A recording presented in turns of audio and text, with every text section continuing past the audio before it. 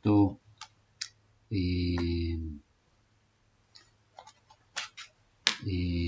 capítulo, ¿verdad? Sobre la apologética científica. Vamos a tratar un tema por demás interesante y controversial. Bien, vamos a hablar sobre el origen del universo, el Big Bang. Okay, y aquí quiero hacer una aclaratoria, quizás este sea el punto más álgido de la controversia entre ciencia y religión, fe y razón. Y quizás aquí sea más visible, más manifiesto toda la hostilidad, pues, en que ambas partes de la sociedad, porque ya yo lo he dicho en otras intervenciones, ya yo lo he aclarado, que este conflicto entre ciencia y religión, fe y razón, tiene dos caras, ¿ok? Es una moneda de dos caras. Por una parte, pues, la sociedad científica que ataca a la sociedad religiosa, y por otra parte que la sociedad religiosa también se presta, pues, y ataca también, hay que decirlo con claridad, ¿no? La sociedad científica, ¿no? Entonces es de ambos bandos, ¿no? Es un asunto que compete no unilateralmente a la ciencia, sino realmente es un asunto bilateral de ambas partes, ¿no? Entonces yo voy a ser aquí un poco duro, quizás extremista a veces, ¿no? Pero sí lo voy a decir, ¿ok? Sí voy a denunciar, a manera de denuncia. Para darles un ejemplo, para darles una ilustración, vamos a decir, para ilustrarlo de otra manera, de algo más doméstico, algo más al día, ¿no? En estos días escuché que había un diálogo entre la oposición y el gobierno allá en Venezuela. Entonces, y se está hablando mucho de eso, pues, de ese tema. Entonces salía este señor, y me van a perdonar, yo, verdad que no soy adepto a ninguno de los tipos de bandos que están allí en pugna, pero sí quiero ser más objetivo, ¿no? Oí a este señor, Juan Guaidó, decir de parte de la oposición, pues que con esta negociación que iban a hacer, entonces que era posible hablar de paz y que se resolviera la crisis venezolana, ¿no? Entonces uno se pregunta, bueno, ¿y qué es la crisis venezolana? Es un problema entonces entre dos bandos que están bravos. Esa es la crisis, por eso la gente se está muriendo de hambre. Y no me digan que no, porque yo estuve en Venezuela y pesaba como 50 kilos. Que el problema de la escasez de alimentos, de insumos básicos, de servicios básicos, la salud, el agua, la escasez de combustible, el problema de la delincuencia. Imagínese usted, es un problema que se resuelve entonces haciendo elecciones, ¿no? Si me dejan hacer elecciones, no sé si, no quiero meterme en este tema, pero independientemente si son legales o no son legales, si son limpias o no son limpias. Entonces el problema es que no me dejan gobernar y por eso yo,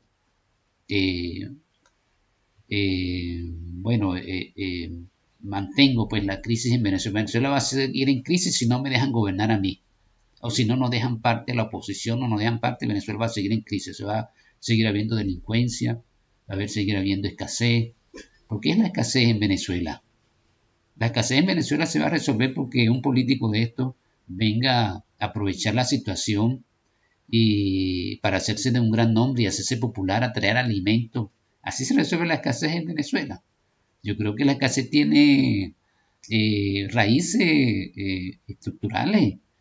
La falta de productividad, la falta de estímulo a la sociedad, a las personas, al campesinado sobre todo, para producir, la falta de seguridad. Yo trabajé el campo en Venezuela. Imposible producir en Venezuela porque el desorden, la delincuencia, la anarquía es tal que tú no puedes sembrar nada. No puedes tener una bomba, no puedes tener nada, te asaltan. Si dejas una bomba puesta bueno, te la roban, tú tienes que cargar con una bomba que a veces es pesadísima. Bueno, me estoy metiendo en un tema que no que nada que ver con esto. Pero lo que quiero decir es esto, ¿no? Lo que quiero ilustrar es esto. Es justo que toda una sociedad, toda una población sufra porque dos bandos que no representan en ningún momento a la mayoría de la población estén en pugna y estén luchando una actitud pueril de ver quién se queda con el poder, de ver quién ama más el poder, quién logra conquistar el poder. Entonces por eso vamos a sufrir todo y por eso muchos venezolanos tienen que dejar su país y irse a otros países a pasar trabajo, penuria. Eh, y bueno, no lo vamos a poner tan dramático. Yo estoy bien aquí, no tengo nada que quejarme. Pero es la realidad, pues, es la realidad mayoritariamente, pues. Entonces, igualmente, pues, igualmente, hay dos bandos en pugna en este problema de la ciencia, en este antagonismo, pues, de entre la ciencia y la religión, porque hay dos bandos, pues, que simplemente están ahí para oponerse, pues, porque hay celos, hay envidia, hay rivalidades y eso afecta a toda una población mundial. En este caso, para tener acceso al conocimiento, ¿no? Si hay una de las teorías que más impedimentos, obstáculos, retroceso, bueno, que no ha habido para que esta teoría del Big Bang haya logrado salir a la luz y todavía aún así es desconocida y todavía aún así pues vemos también la actitud de algunos religiosos, una actitud recalcitrante, extremista, de que, bueno, estoy en contra porque tengo que estar en contra, porque como yo soy religioso, bueno, tengo que estar en contra de la religión. Y ya yo he dicho repetidas veces, pues, que nosotros no podemos darnos esa, eh, ese lujo, pues, de poner nosotros eh, la religión o la ciencia, pues, en este caso, como enemiga. Nosotros no podemos hacer eso, ya yo lo he dicho, la ciencia no es mundana, ni es secular, ni es atea. La ciencia es cristiana, lo he dicho, pues. Entonces, es para ilustrar, pues, de alguna manera, cómo esta teoría, pues, ha sido una de las teorías que menos se le ha dado importancia, difusión de parte de los medios de comunicación y que se ha presentado de una manera por parte de la sociedad científica, porque es de parte y parte. Se ha presentado de una manera adulterada, no sincera, o sea, no se ha sido transparente en la forma como se ha mostrado esta teoría, el desarrollo de esta teoría, el porqué de esta teoría, los antecedentes de esta teoría. La sociedad científica ha hecho lo posible por ocultar esto, porque, bueno, como lo vamos a ver de comienzo, eh, tiene una cierta similitud con el relato bíblico de la creación, ¿no? La sociedad científica lo hizo y ha hecho y seguirá haciendo todavía, ¿no? Si hay una frase que puede ilustrar, pues, eh, todo el atraso, pues, el estorbo que la sociedad científica ha hecho, es eso cuando se dice tapar el dedo con un sol, ¿no? Eso es lo que ha hecho la sociedad científica en este tiempo mayoritariamente y los medios de comunicación se han prestado para eso, ¿no? Entonces se puede recoger pues toda esa patraña, toda esa maraña, toda esa confabulación, se puede recoger con esa frase, tapar el sol con un dedo. Y lograron lo cumbre de todo, lo extraordinario y maravilloso de todo es que lograron tapar el sol con un dedo, escondiendo pues la verdad esencial de esta teoría y las consecuencias que ella implica. Lo han hecho, pero de manera, los medios de comunicación se han prestado para eso, pues, de manera eh, exitosa, pues, ¿no? Lo han logrado, pues, eh, con todo el éxito posible y hasta el día de hoy, pues, se desconoce los efectos, las consecuencias, las implicaciones que tiene esta teoría en la visión cosmológica que la humanidad pues debiera aceptar, ¿no? Y cuestiones también filosóficas pues, y teológicas, y que lamentablemente, como lo decía antes, la actitud recalcitrante de muchos religiosos de oponerse. Yo conozco apologetas que se oponen simplemente a la teoría del Big Bang porque ellos son cristianos, pues. Y porque como yo soy cristiano, bueno, pertenezco al otro bando y mi función es oponerme a lo que hace el bando contrario. No, no me interesa pues cuáles son las consecuencias que va a traer eso a la sociedad en general, como los políticos, pues no les interesa. El problema de Venezuela para ellos no es importante, el problema es si la gente está pasando hambre, no, el problema es que yo se resuelve con unas elecciones. Si me dejan elegirme como presidente o candidato pues de cualquier jurisdicción, llámese municipio, estado, etcétera, gobernación, lo que sea, entonces se resuelve el problema, si no, no. Entonces, bueno, igualmente estamos en una situación parecida así entre los religiosos y la sociedad científica, ¿no? De que yo me opongo al Big Bang porque, bueno, porque no me interesan las implicaciones que pueda tener, ¿no? Que pueda tener implicaciones que permita a la gente conocer la verdad. No me interesa a la gente conocer a Dios, a un Dios creador. No me interesa, eso no me interesa. Lo mío es oponerme a la ciencia, ¿no? Entonces, esa actitud no podemos permitírnosla.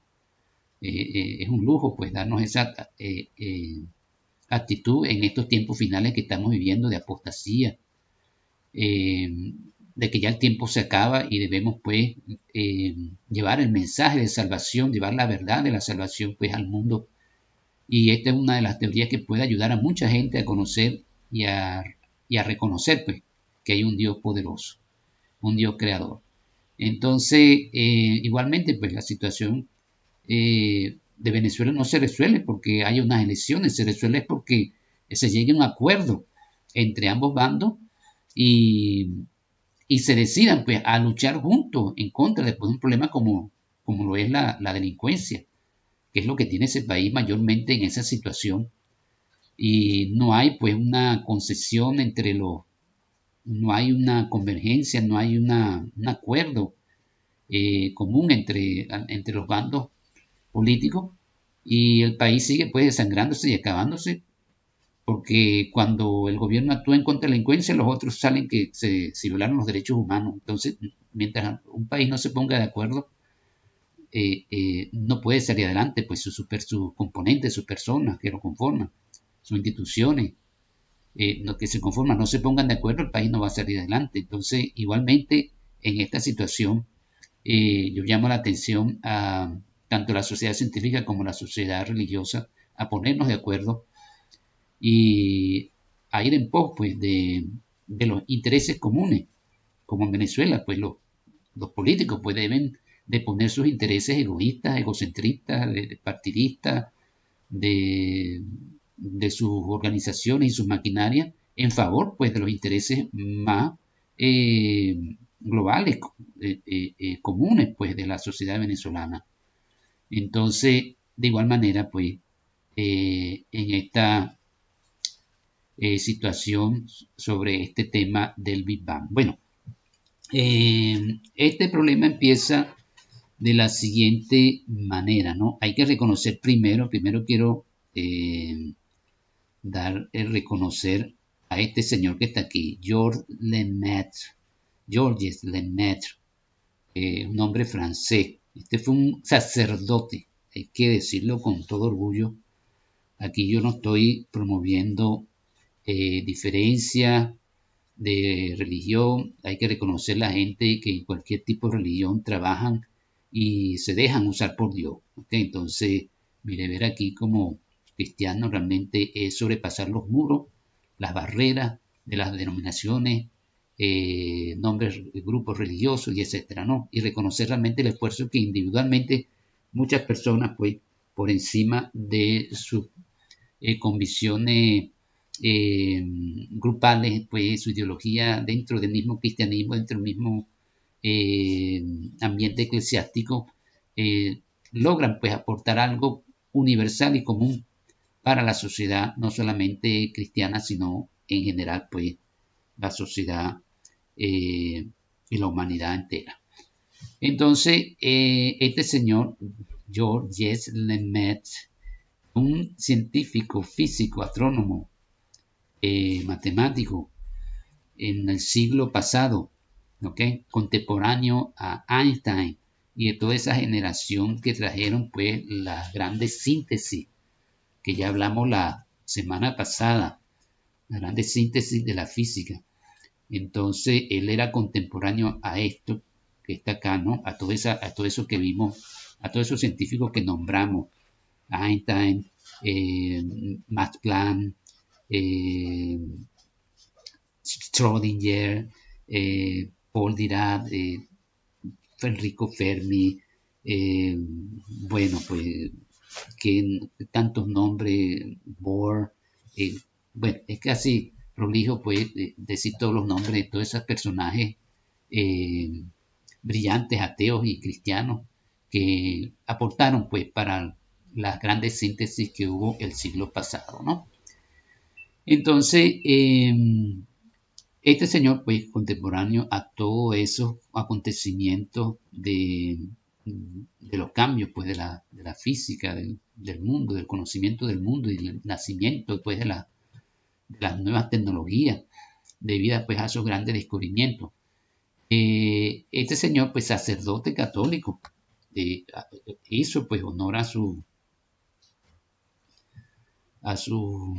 devoción, a sus convicciones. Fíjense, aquí lo tenemos, aquí en su juventud, Georges Henry Joseph Edouard Lemaitre, no sé cómo se pronuncia, es en francés, ¿no? Pero por ahí ustedes podrán buscar cómo se pronuncia. Un sacerdote belga, matemático, astrónomo y profesor de física en la sección francesa de la Universidad Católica de Lovaina. ¿Okay? Fue el primer académico conocido. Ahí faltó promulgar pues, la teoría del Big Bang. Fíjense, aquí está el sacerdote, pues lo pueden ver aquí, dando una conferencia. Está dando una conferencia de física y fíjense, está vestido con su atuendo. Un hombre realmente ejemplar. Como religioso, como cristiano, como científico, realmente pudo manejar ambos mundos, armonizándolos y realmente dando un ejemplo pues, a todos nosotros. Y bueno, realzando el nombre de nuestro Señor Jesucristo, también hay que decirlo. Perteneció pues a muchas agrupaciones, fue promotor, fue miembro pues de muchas agrupaciones cristianas dedicadas pues, al servicio cristiano en general, ¿no? Entonces, digamos que fue un activista cristiano y fue un activista científico, pues podemos estar seguros de todas estas virtudes de este señor, ¿no? Bueno, lo cierto es que este señor tiene la fecha de nacimiento, 1894, ¿ok? A 1966. Lo cierto es que este señor, como ya lo decía ahorita, él fue pues el promotor de la idea de que el universo no era eterno. El universo no era eterno, ¿no? Entonces por ahí hay que empezar este punto. En los siglos anteriores, pues estamos hablando del siglo, bueno, y todavía, como les digo, todavía lamentablemente los medios de comunicación pues han hecho su papel de desinformar, pues, y no difundiendo la verdad acerca de esto, ¿no? Entonces, en los siglos pasados, pues, tanto el siglo XX como el principio del siglo XX y ahí abajo, pues, el siglo XVI, XVII, XVIII, XIX, donde estuvieron pues todos estos grandes científicos, entre ellos nuestro hermano Isaac Newton y todos los demás, Johann Kepler, Maxwell y bueno, todos los que ustedes quieran poner. En ese tiempo, pues siempre se creyó y siempre se defendió y se promovió la idea de que el universo era eterno e infinito. ¿Okay? El universo era eterno e infinito. Entonces todavía, lamentablemente, te lo vuelvo y te lo repito, se difunde esta falsa visión del universo, ¿no? Con fines, por supuesto, oscuros. Ya sabemos de parte de quién. Entonces se difundió pues esta idea y se creyó, pues se creía que el universo era eterno y cuando se hablaba de creación, simplemente la Tierra ya sido creada en el universo, ¿no? Entre ellos pues estaba aquella ley que predominaba en ese tiempo, pues las leyes de conservación de la materia y de la energía, ¿se acuerdan? Eso nos lo enseñaban en la escuela, en el principio, en el ciclo básico también, era el principio de Lavoisier, ley de Lavoisier.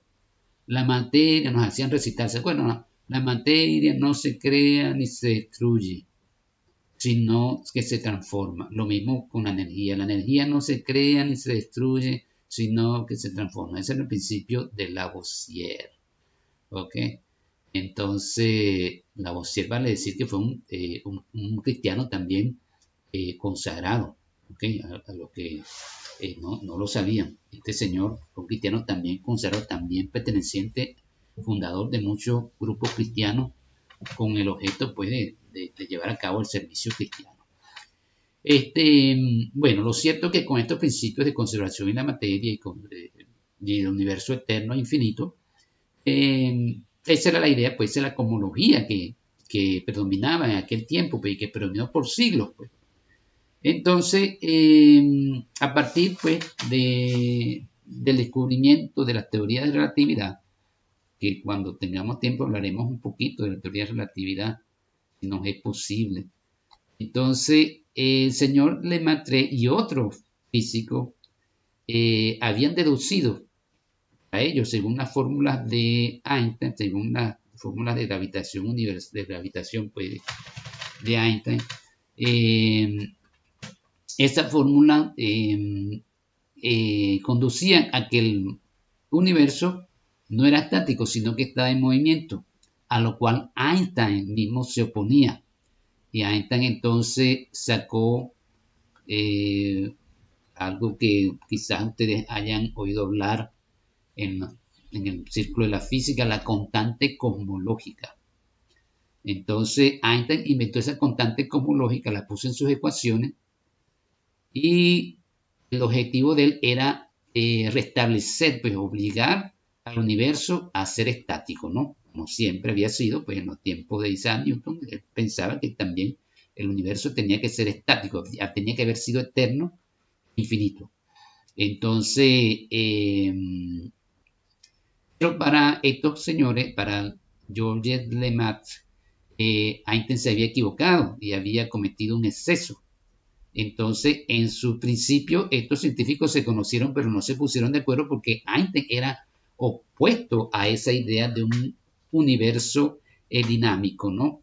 Y que tuviera un principio. Para Einstein el universo no tenía un principio. Él defendía la eternidad del universo. Para él es más, él no estaba de acuerdo con, hay que decirlo con claridad, pues, y sin temor. Yo he dicho que Einstein era un hombre temeroso de Dios, pero eso no quiere decir que sea un hombre obediente a Dios.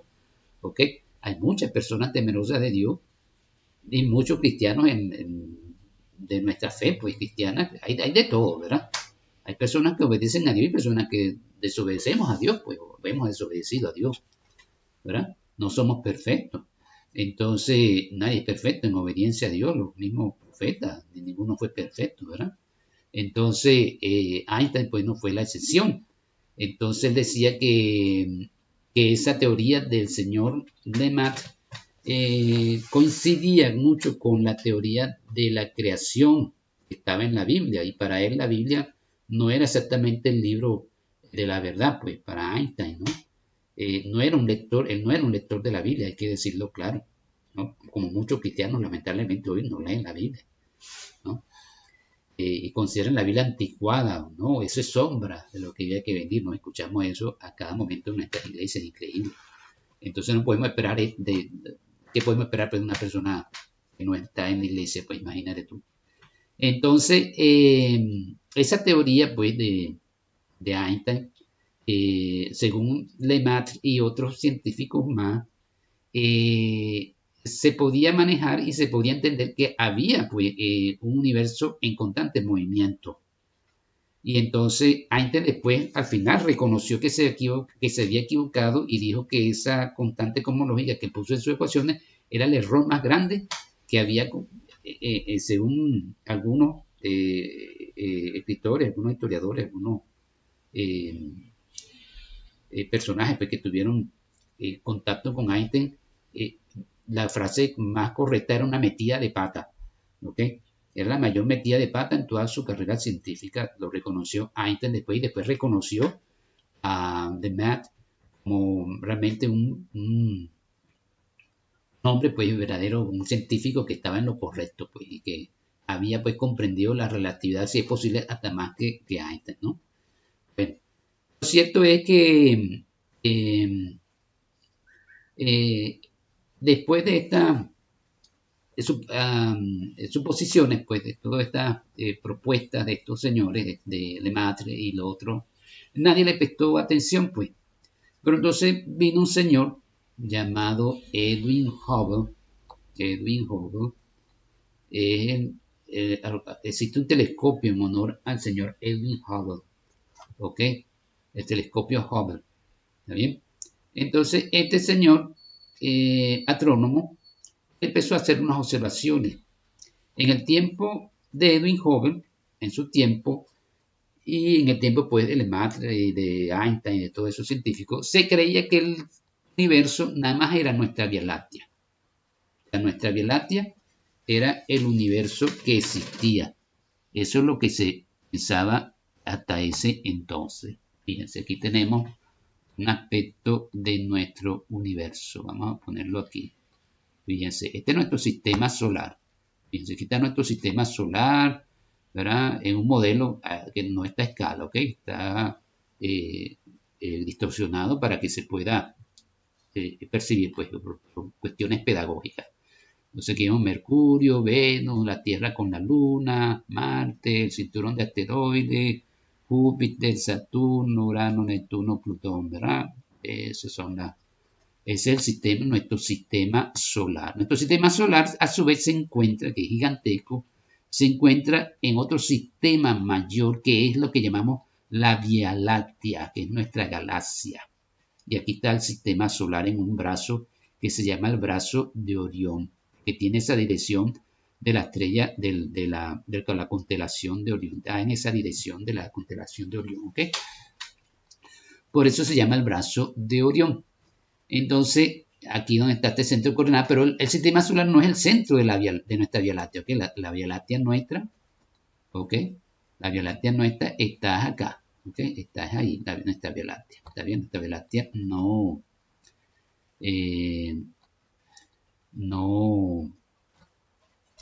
tiene como su centro el Sol. Y además, se sabe que en el centro de nuestra galaxia hay un agujero negro, así que Dios es inteligente, ¿verdad? No podía poner cerca de un agujero negro, imagínate. Entonces está bastante alejado del centro de la Vía Láctea, ¿verdad? Y se pensaba entonces que todo el universo entero era esto, era nuestra Vía Láctea. Entonces Hubble, haciendo algunas observaciones de unas supuestas nebulosas que se encontraban en nuestra Vía Láctea, Vía Láctea, además de las estrellas, tenemos también unos objetos astronómicos que se llaman nebulosas, que son nubes de polvo que normalmente están alumbradas por estrellas que están en su cercanía, pues, ¿no? Entonces habían algunas nebulosas, ¿ok? Y Hubble se puso a observar con su telescopio, ¿verdad? Bueno, no con el telescopio de él, no tenía telescopio, era un observatorio donde estaba el telescopio más grande, el telescopio newtoniano, ¿no? Acuérdense que Newton fue el inventor del telescopio, llamado a su nombre, el telescopio reflector, que consiste en un espejo curvo. Y ese espejo curvo con forma parabólica es lo que permite el aumento de manera, pues, de millones de veces, pues, el tamaño de las cosas, ¿no? Y eso permite, pues, observar con detalle esos astros que están muy lejos. Entonces, el señor Hubble, observando unas nebulosas que supuestamente pertenecían a nuestra Vía Láctea, midió su distancia y se dio cuenta que la distancia era más lejos, mucho más lejos, mucho más lejos de lo que se pensaba que era el diámetro de nuestra Vía Láctea. Ya el diámetro de nuestra Vía Láctea se había calculado en unos 100.000 años luz, 200.000 años luz, por ahí. Bueno, que no es tan preciso tampoco. Pero entonces resulta que la galaxia, que la nebulosa que estaba observando tenía más de 1.000.000 de años luz de distancia, ¿no? ¿Ok?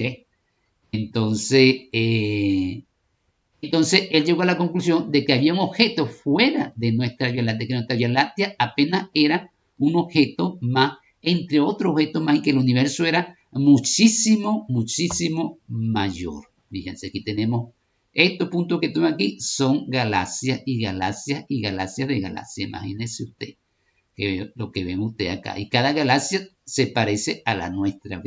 Tiene cientos de miles de estrellas, ¿está bien? Como nuestra Vía Láctea, ¿está bien? Entonces, esto entendió Hubble, entendió que nuestra Vía Láctea no era la única Vía Láctea, sino que había muchas, muchas Vía Lácteas, ¿está bien?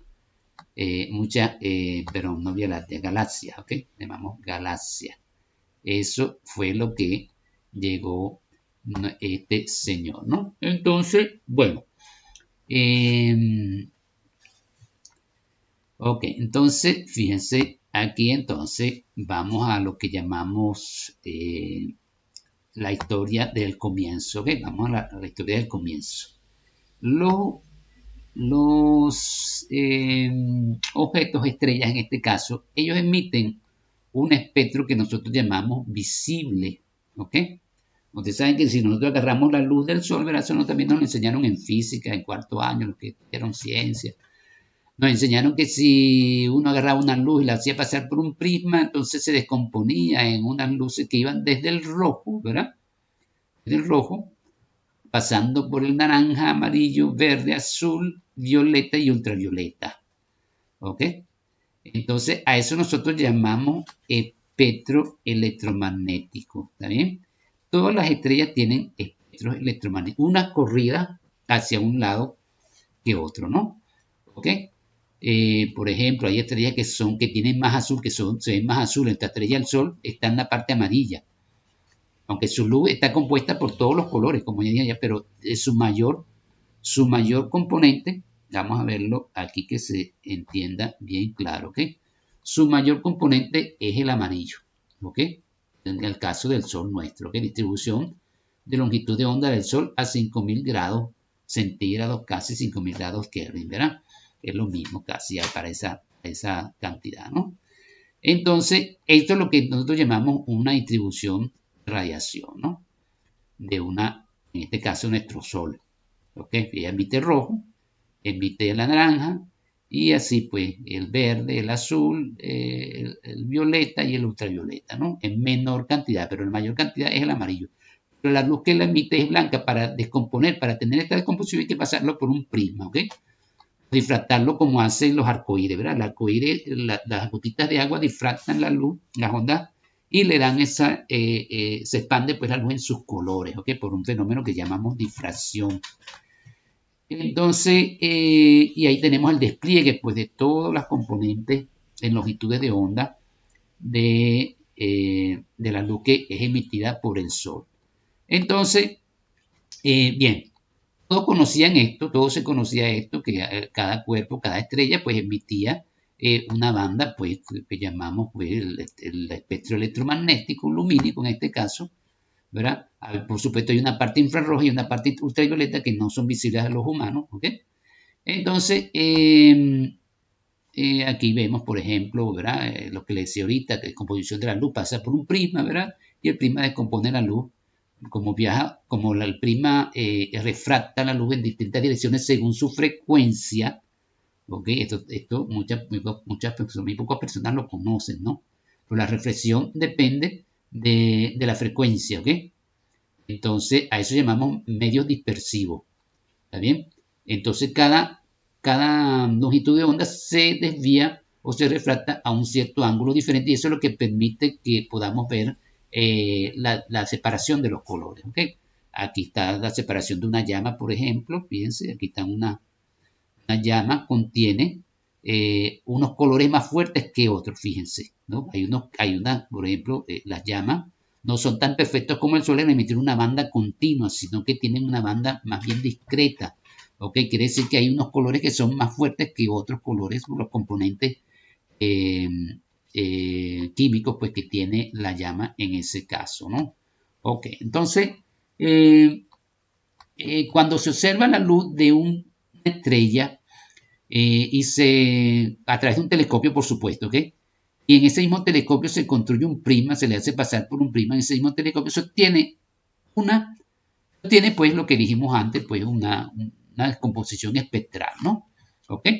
Dependiendo si la estrella es azul, bueno, el azul va a ser más fuerte, pero siempre va a tener rojo y todos los colores, ¿ok? Todos los colores van a estar ahí, unos mayores que otros, ¿ok? Entonces, pero además de eso, se observan unas líneas negras, ¿ok? Esas líneas negras es lo que en física o en espectroscopía o en química también se le llaman líneas de absorción y es debida a átomos que están en la superficie en forma de gas, ¿ok? Que están en la superficie en este caso, de la estrella, aquí, bueno, el Sol, ¿no? Por ejemplo, ¿está bien? Entonces, esas líneas de absorción por lo general se deben a átomos de hidrógeno. Entonces aquí lo que estamos viendo son las líneas de absorción de los átomos de hidrógeno. En este caso, la línea de absorción de Balmer que la vimos la vez pasada. Los que vieron la clase pasada se acuerdan que vimos de dónde salía el color azul y todo eso, ¿no? Entonces, estas son las líneas de absorción, que son las mismas líneas de emisión, ¿ok? Del hidrógeno, ¿ok? En su forma gaseosa, ¿no? Por supuesto, ¿no? Porque estamos hablando de una temperatura muy alta, 5000 grados Kelvin, ¿ok? Pero todavía los átomos mantienen una configuración de electrón y protón, ¿ok? O sea, atómica en sí, pues.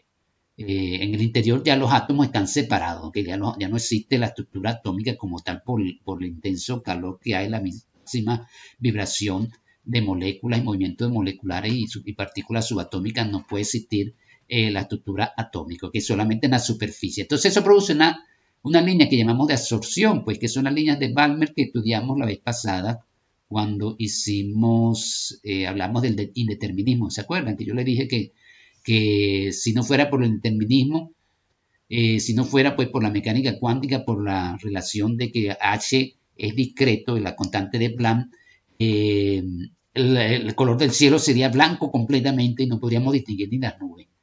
Pero gracias a Dios que no es así y el color es azul, un azul hermoso, ¿verdad?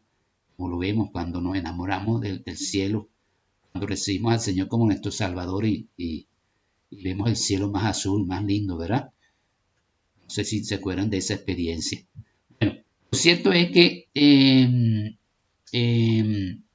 ok, fíjense, aquí tenemos la luz de una galaxia, por ejemplo, ya son varios espectros de absorción, ok, sobre la banda continua de color se superpone unas bandas negras que llamamos de absorción porque según las partículas, las sustancias pues que hay ahí en ese caso. En el caso del bombillo, por ejemplo, no hay bandas de absorción, sino hay un continuo, ok, no podemos ver bandas de absorción a menos que hagamos un experimento y pongamos aquí un gas al frente, aquí por ejemplo de hidrógeno, y pongamos una pantalla de un vídeo ahí encerrado, un vídeo ahí que tenga hidrógeno, por ejemplo, solamente hidrógeno, y ahí podamos ver la banda de absorción, ¿ok? Bien, ¿qué pasaba cuando el señor Hubble observaba aquellas nebulosas que estaban muy lejanas? Él observaba que los espectros de absorción eran los mismos, pero se corrían hacia un lado, en este caso hacia el rojo, ¿ok? Fíjense, aquí lo podemos ver en una animación, ¿no? Cómo se corren las líneas de absorción. Son las mismas, guardan las mismas distancias, el mismo patrón de líneas, pero desfasadas, movidas, pues se mueven todas completas hacia un lado, ¿no? Se pueden mover hacia el azul o se pueden mover hacia el rojo. Eso es debido a un efecto que nosotros llamamos el efecto Doppler, que es un efecto conocido domésticamente, conocido coloquialmente, popularmente, que es cuando una ambulancia o un auto que viene, un carro, viene con una corneta tocando la bocina allí, o las ambulancias con su sirena prendida, encendida, y entonces nosotros oímos que cuando viene, ¿verdad? Tiene un tono, y cuando se va, ¿verdad? Verone, que mi voz no es tan buena así para imitar. Ese fenómeno es el que nosotros llamamos efecto Doppler. Y ese efecto Doppler también tiene su par, su homólogo, pues, en la luz, ¿ok? Y es lo que estamos viendo acá. Entonces, si el corrimiento es hacia el rojo, ¿ok? Si el corrimiento, estamos viendo aquí de la absorción es hacia el rojo, o sea, lo que quiere decir eso quiere decir que la banda se corrió más bien hacia el azul, ¿ok? Entonces es más aguda, en otras palabras. Entonces, quiere decir entonces que la estrella se está acercando hacia nosotros, se está, perdón, alejando, perdón, disculpen. Se está alejando, o sea, un sonido como agudo más bien. O sea, la frecuencia se trasladó, perdón, dije que se acercaba hacia el azul, no se acerca hacia el azul, se acerca hacia el rojo, disculpen. Entonces se está alejando, ¿verdad? Se está alejando. Entonces el sonido es como cuando la ambulancia pasó y venía acercando, ¿verdad? Se alejó. Entonces, eso es lo que significa ese corrimiento a rojo. Entonces, él llegó a la conclusión, el señor Hubble llegó a la conclusión que las nebulosas que él lograba catalogar como lejanas fuera de nuestra Vía Láctea, la mayoría en sí, la mayoría, no todas, la mayoría estaban alejándose. Y cuando lo hacía, cuando buscaba otra dirección opuesta inclusive, esperaba que la Tierra diera la vuelta, ¿verdad?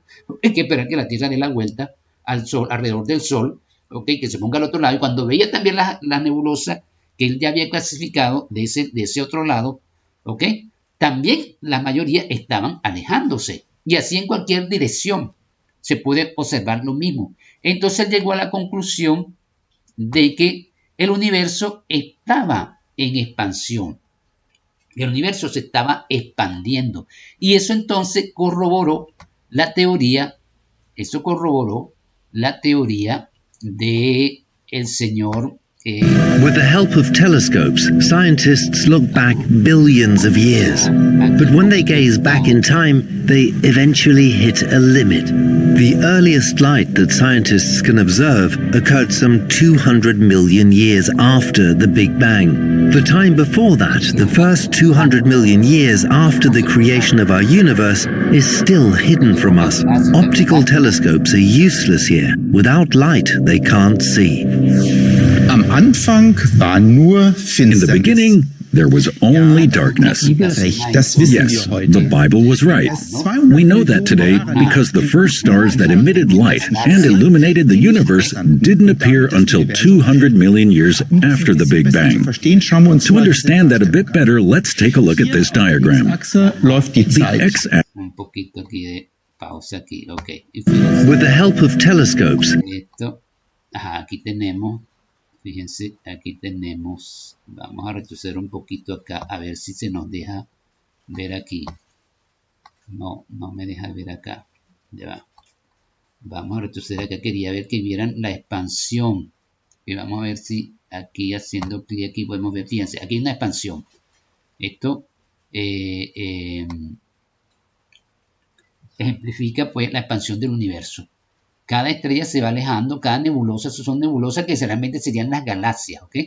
Cada galaxia se va alejando una de otra, ¿ok?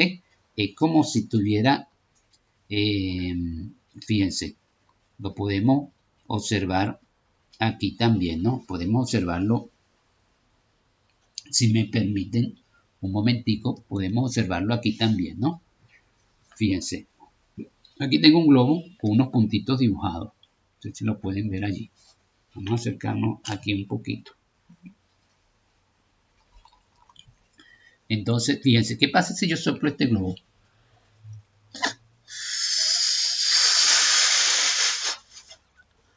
A medida que voy soplando, los punticos se van alejando. Pero eso no quiere decir que un punto sea el centro. Ningún punto ahí es el centro. Entonces, algunos confundieron que, bueno, todas las nebulosas se están alejando, todas las galaxias se están alejando de nosotros. ¿Será que nosotros somos el centro? No, es que todas se alejan unas de otras, ¿ok? Así como si le quito el aire al globo, ¿verdad? Si lo simplo, se van acercando otra vez, ¿verdad? Estamos viendo que se acercan otra vez y ahí tienen una distancia más corta. ¿Ok? Entonces, ese es el fenómeno de expansión del universo que queremos ilustrar acá, ¿no? Bien, entonces, esto trajo a la idea, pues, de que estos señores, señor Hubble, ¿ok? Aquí tenemos también otra representación, ¿ok? El universo temprano, el de ahora, y bueno, y más temprano y así, ¿verdad? El universo al principio, bueno, si el universo estuvo así, en algún momento tuvo que haber estado así, ¿verdad? O sea, si el universo ahora está así, ¿verdad? Pero antes estaba así y mucho antes estaba así, ¿verdad? O sea, a medida que se fue encogiendo, entonces algún momento tuvo que haber estado así. Eso es lo que proponía el señor Lemaitre junto con otros científicos, pero no le hicieron caso porque era una similitud, había como una... correcto, era como que editar el relato pues de la creación. En el principio creó Dios los cielos y la tierra, pues era simplemente eso. Entonces no podíamos dejar que una teoría, oye, respaldara pues aquel relato que para nosotros, según los científicos, para ellos pues era fantasioso, pues no era realidad. Entonces había que de alguna manera buscar una teoría alterna, y esto fue lo que hicieron estos científicos, buscaron una teoría alterna que explicara que el universo, había que explicara pues lo que Hubble estaba viendo a través de su telescopio, y bueno, y de alguna manera pues se apartara de la teoría que proponía Lemaitre, de que el universo tuvo que haber explotado en una parte, tuvo que haber habido un centro, un huevo cósmico, como lo llamaba él, ¿ok? No sé si lo dije, pero la teoría, el nombre de Big Bang se lo dio, fue un científico, un astrónomo, perdón, ateo, que estaba en contra de la idea de Lemaitre. Entonces, y él en un tono de burla, en una conferencia donde estaba Lemaitre explicando su teoría, él, cuando Lemaitre propuso pues el huevo cósmico que había explotado y que se había expandido, entonces él dijo, ¡ay! Un Big Bang, pero el Big Bang era como una forma caricaturesca, ¿no? Una caricatura que ya existían en ese tiempo las caricaturas. Y entonces el bam, bam, bam, en la caricatura se usa mucho la palabra bam para relacionar con los disparos. Entonces digo, un Big Bang, ¿no? Para de esa forma descalificar pues a Lemaitre y su teoría.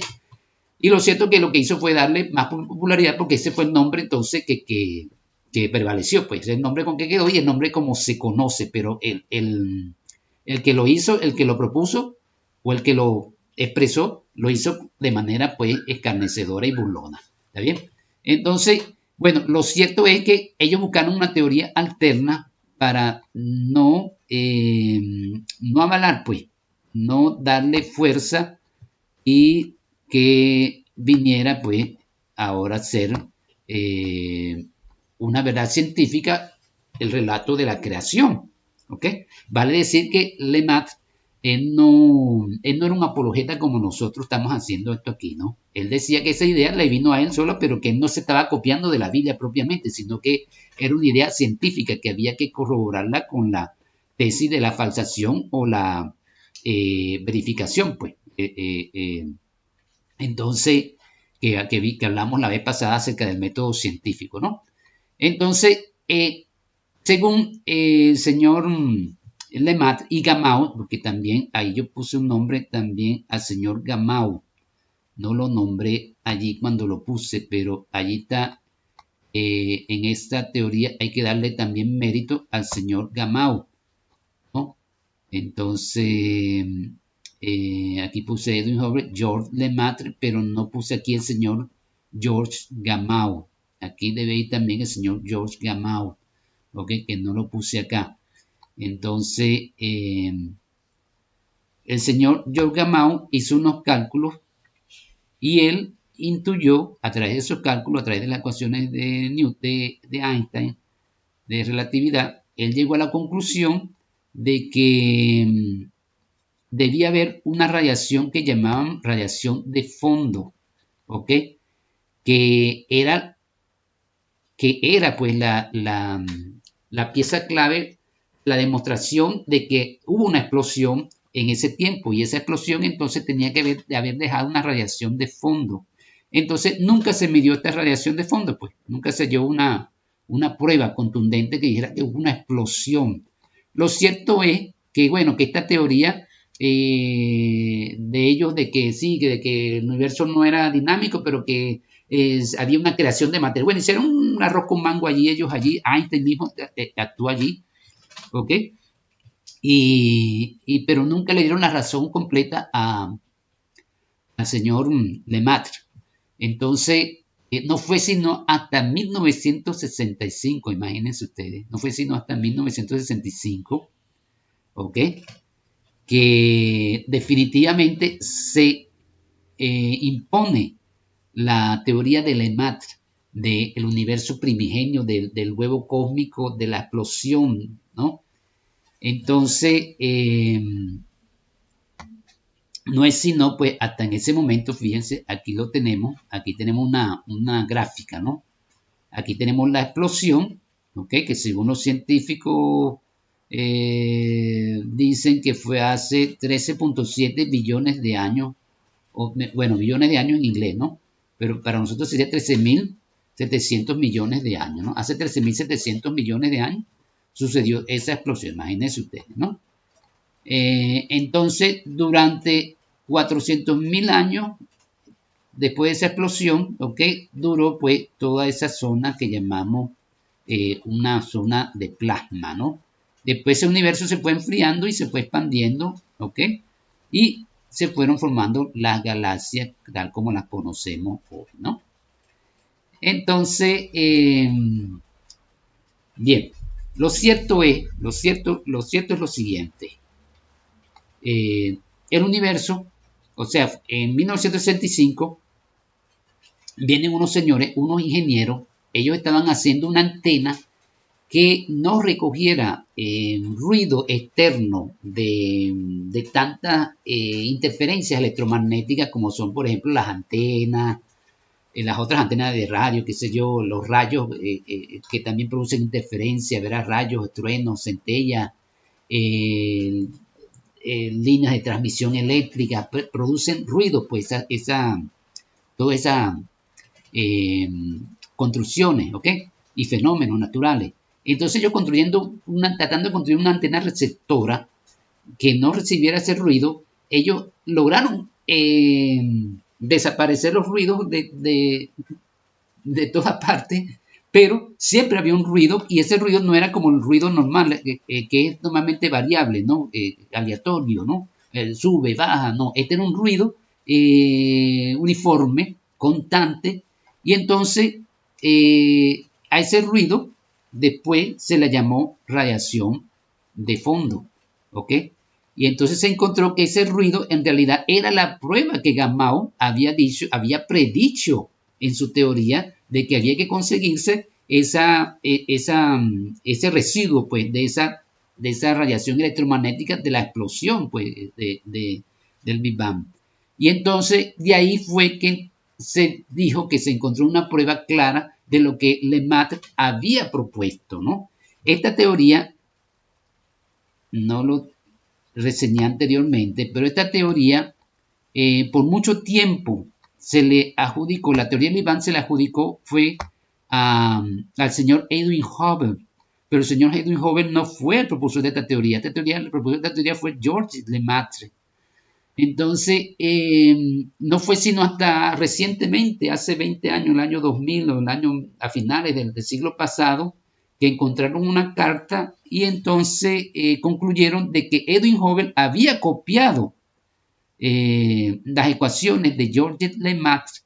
Después dijeron que no, que era que Georges Lemaitre le había cedido a Edwin Hubble y como Georges Lemaitre no era muy popular y su investidura sacerdotal ya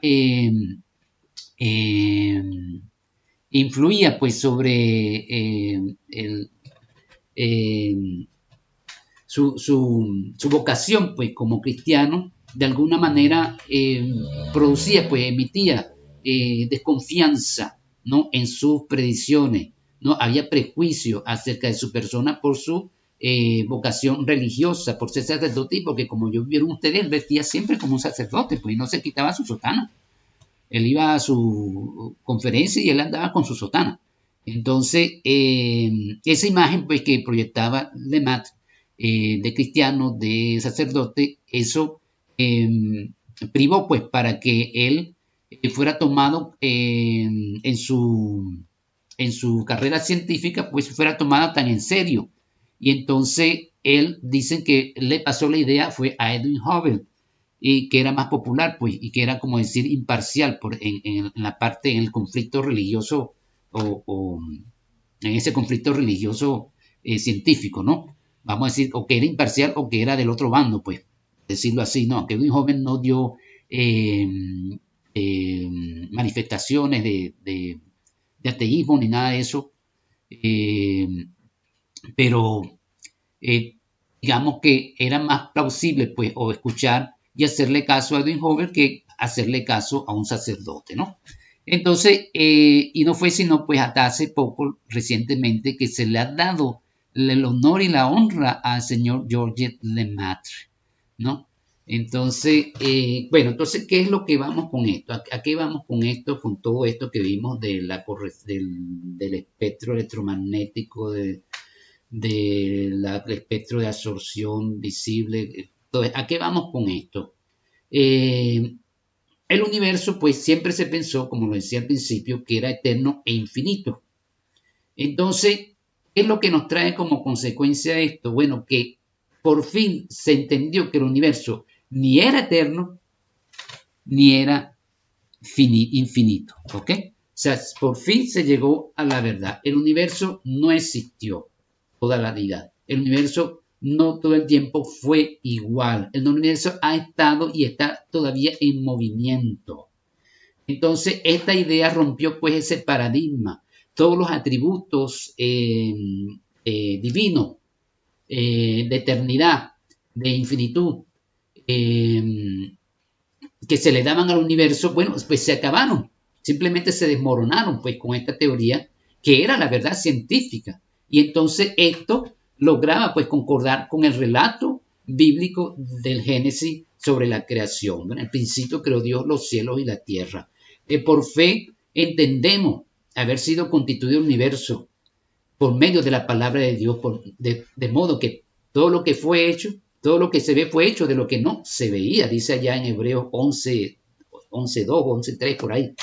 Dice así también. Entonces vale decir que en un principio siempre se dijo que el universo primitivo era el tamaño de la Tierra, que la bola que explotó ante el huevo primogénito, se decía que era el tamaño de la Tierra. Después dijeron no, que era más pequeño. Después dijeron que era el tamaño de un balón. Después dijeron que era el tamaño de un alfiler, de una cabeza de alfiler. Después dijeron que era el tamaño de un átomo, hasta que por fin se rindieron y dijeron de la nada. De la nada. Por fe entendemos, ¿verdad?, ser constituido el universo por medio de la palabra de Dios.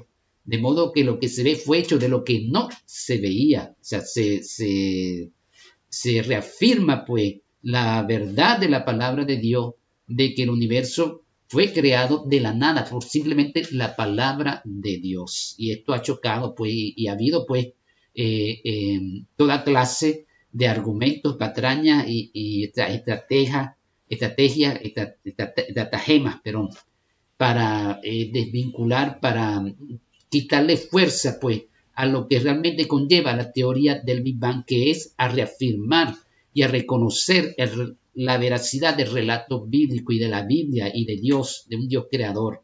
Y esto se ha hecho lo posible. Entonces, los científicos, y en esto hay que ser claro y hay que denunciarlo, los científicos, cuando presentan esta teoría del Big Bang, ellos no dicen, mira, por siglos estuvimos equivocados.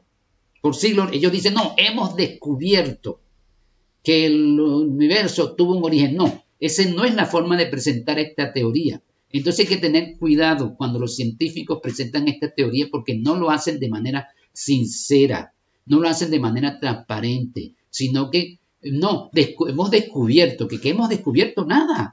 Si por la frase que ellos tenían que decir o que tienen que decir ellos cuando presentan esta teoría, por años estuvimos equivocados, por siglos estuvimos equivocados. Y la Biblia tenía la razón, el universo fue creado, el universo no existía. Y el universo empezó a existir y tiene un tiempo y lo hemos comprobado científicamente. Esa era la forma en que ellos tenían que presentar y esta es la forma como tiene que presentarse esta teoría. Y los cristianos no tenemos nada en que ponernos en contra de esta teoría. Yo no sé por qué hay algunos apologetas que están en contra de esta teoría. Yo no sé en qué se basan, en qué es lo que tienen en la cabeza. No es posible que tengamos una posición en contra simplemente porque somos religiosos, porque pertenecemos al bando de la fe y entonces yo tengo que estar en contra del bando de la razón. Dios mío, pero si la razón me está dando la razón a mí, no está dando la razón a nosotros, ¿por qué nos vamos a poner a pelear? ¿Por qué tenemos que tener esa actitud de los políticos, esa actitud pueril de los políticos? ¿Por qué tenemos que también copiarla a nosotros? No tiene sentido. Entonces, esta es la conclusión que nosotros llegamos sobre esta teoría. Pues se impuso la verdad. Y es una de las cosas más espectaculares, pues, del proceso, cómo se llevó a cabo esta teoría y qué es lo que ha traído consecuencia a esta teoría y que realmente no se le ha dado el balance adecuado, no se le ha dado el interés, pues realmente el trato correcto que debe tener esta teoría con las consecuencias que ella en sí misma conlleva. No se le ha dado ese tratamiento correcto. Entonces, nosotros, ustedes que me están escuchando, deben ser portadores de esta gran verdad que va a llenar muchos corazones, que va a abrir muchos ojos. A personas que yo le he contado esto han quedado sorprendidas. Personas ateas, amigos, que de alguna manera compartimos pues algo sobre el tema científico, tecnológico, pero que no conocen estas cosas, quedan sorprendidos de esto tan claro, tan evidente y que se ha ocultado y no se le ha dado el tratamiento correcto, no se le ha dado la difusión de vida con fines, pues ya ustedes saben cuáles son esos fines. Bueno, esto es todo pues lo que tengo que decirles con respecto a esto. Bueno,